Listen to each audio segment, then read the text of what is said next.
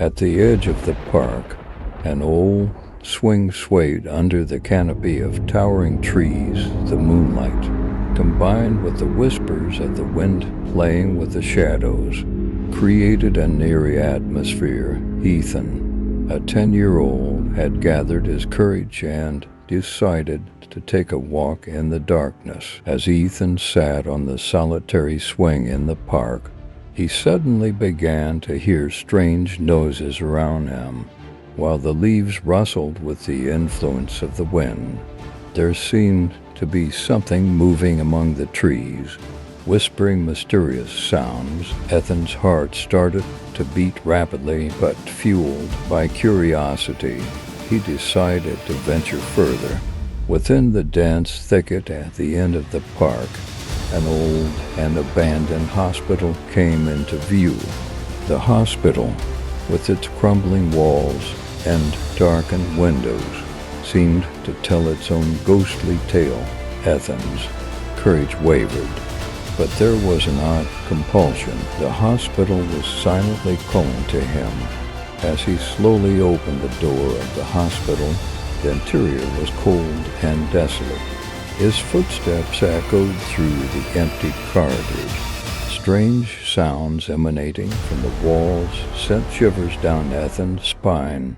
Taking a deep breath, he pressed on. Upon entering a room, Ethan saw an old bed standing in the center. Suddenly, the bed started to move on its own, as if being pulled by an invisible hand. Ethan's eyes widened abruptly. A mysterious voice echoed from the corner of the room. "Welcome to the hospital, Ethan." The lights around Ethan extinguished, and a dark mist enveloped the room. The silence was broken only by the breath of the mysterious voice. Ethan, staring at the bed with closed eyes, noticed the emergence of a shadowy figure. The shadowy figure said, "This hospital is a place nourished by your fears, and you, Ethan, will be the last victim to fall into it." Ethan recoiled in fear, but no matter how far he retreated, the corridors seemed to stretch endlessly.